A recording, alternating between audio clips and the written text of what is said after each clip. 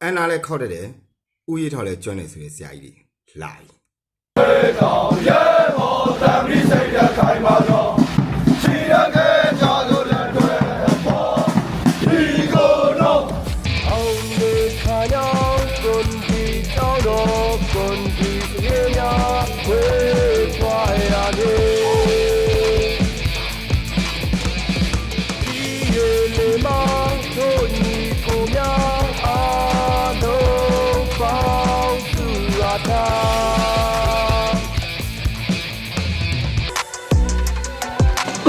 ကျွန်တော်စိတ်ကနေကျွန်တော်ကိုကျွန်တော်ပြဖြစ်လာလို့ဆိုတော့အကောင်းဆုံးခေါင်းနေပြီးရအောင်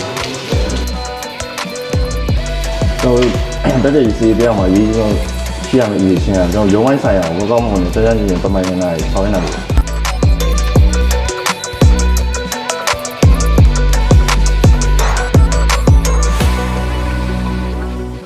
န်တော်ဒီကွန်မူလာဒီပလိုမာတက်ချက်ဒီစီဒီတင်တန်းမှာဆိုရင်ကျွန်တော်ကိုအင်္ဂလိပ်စာနဲ့ကွန်မူလာဘာသာရဒီလိုဆိုရင်ဥပဒေတော်ဝင်ကိုကျွန်တော်သင်ကြားပေးပါတယ်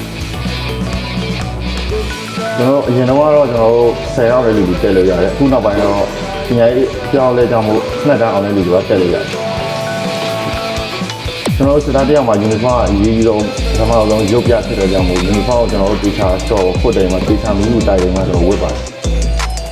ဒါတော့ပြုမိဘလော့ကနေတင်ထားတဲ့ကွန်ပျူတာဒီပလိုမာတက်ကြကြီးစီးတင်နန်းရဲ့တရက်တာတင်နန်း lifestyle လေးဖြစ်ပါတယ်အခုကွန်ပျူတာဒီပလိုမာတက်ကြစီးတင်နန်းတွေစတင်ခေါ်နေပါပြီ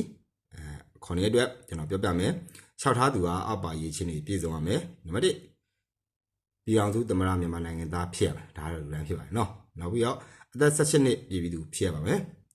နောက်တစ်ခုကအရေးကြီးပါတယ်ဒီတင်နန်းဟာစာပေလေးတင်တယ်လေ့ကျင့်ခန်းလေးလုံးအောင်ဖြစ်တဲ့အတွက်တက်မတော်ကြီးလေ့ကျင့်မှုပုံစံအတိုင်းလှုပ်ဆောင်နိုင်သူဖြစ်ရပါမယ်နောက်တစ်ချက်တက္ကသိုလ်ဝင်တဲ့အောင်မြင်ပြီးသူဖြစ်ရပါမယ်အခုဆိုရင် G12 လို့ပါလို့နော်နောက်တစ်ခုကလျှောက်ထားလို့သူကတက်မတော်တို့အရင်ဆုံးစည်ရင်းတွန်းဝင်ရမှာဖြစ်ပါတယ်တက်မတော်တို့ဝင်ရောက်ပြီးသွားပြီဆိုရင်စစ်ချေကန်တင်နန်းအကြောင်းမှတစ်စစ်ကွန်ပျူတာဒီပလိုမာတက်ကြိစီတင်နန်းကိုတက်ရောက်ရမည်ဖြစ်ပါတယ်တင်နန်းမှာဘာတွေသင်ကြားမလဲဆိုတော့အခြေခံစစ်ပညာဘာသာရပ်တွေရုံးလုပ်ငန်းဘာသာရပ်များအပြင်ကွန်ပျူတာဘာသာရပ်တွေအင်္ဂလိပ်စာဘာသာရပ်တွေကို2နှစ်နော်2နှစ်သင်ကြားပြီးမှာဖြစ်ပါတယ်2နှစ်သင်ကြားပြီးရင်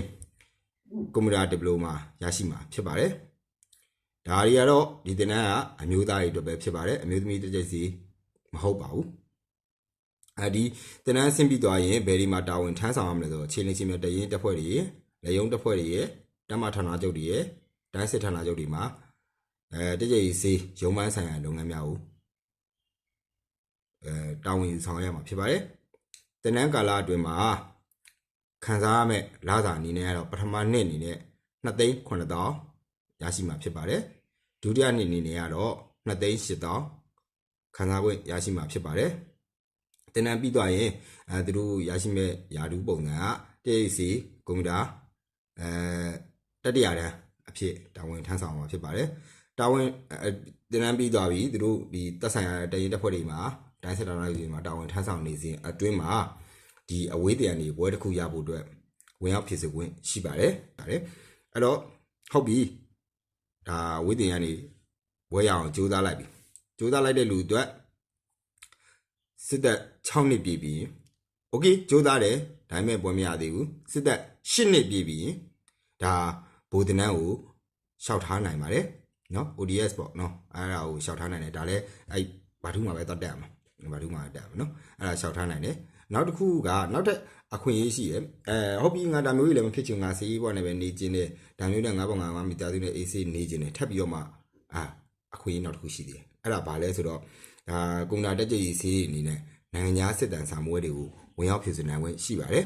ဖြည့်ဆိုလို့အောင်မြင်သွားပြီဆိုရင်အောင်မြင်သွားပြီဆိုရင်ကျွန်တော်တို့နိုင်ငံခြားတွေမှာနိုင်ငံခြားစစ်တမ်းရုံးတွေမှာတာဝန်ထမ်းဆောင်နိုင်ခွင့်ရှိပါတယ်တာဝန်တွားရောက်ထမ်းဆောင်တဲ့အခါမှာလည်းမိသားစုနဲ့အတူပေါ့နော်မိသားစုနဲ့အတူ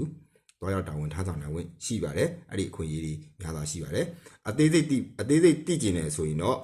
ဒီကျွန်တော်Viber ဖုန်းနံပါတ်ရဲ့ Telegram ဖုန်းနံပါတ်လေးရဲ့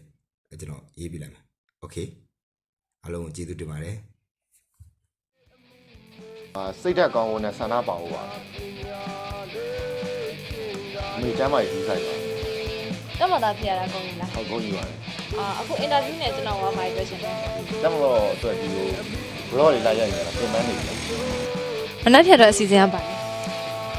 မနေ့ကအစီအစဉ်ကကျွန်တော်စာနေကိုင်းဝင်ခါကျစာအကောင်းဆုံး like ကြိုးစားဖို့ ဒီကြောင်းကနေပြောမှာပေါ့နော်လုံးဝမေ့မှာမဟုတ်တဲ့အမှတ်တရက တကယ်ချင်းနဲ့အောက်ဘက်ထွက်တဲ့အချိန် နောက်ဆုံးအနေနဲ့ပြိသက်ကိုဘာပြောချင်လဲ ကျမ်းမာရေးကြီးဆိုင်ကြပါလို့ ကင်မရာဘက်ကိုကြည့်ပြီးတော့မှအလေးပြုပြီးလို့ရမလား ဟုတ်ကဲ့ရပါတယ်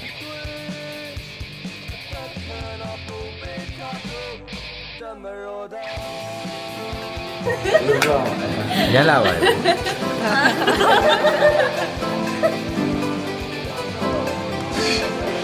ပြီးတော့ ပြော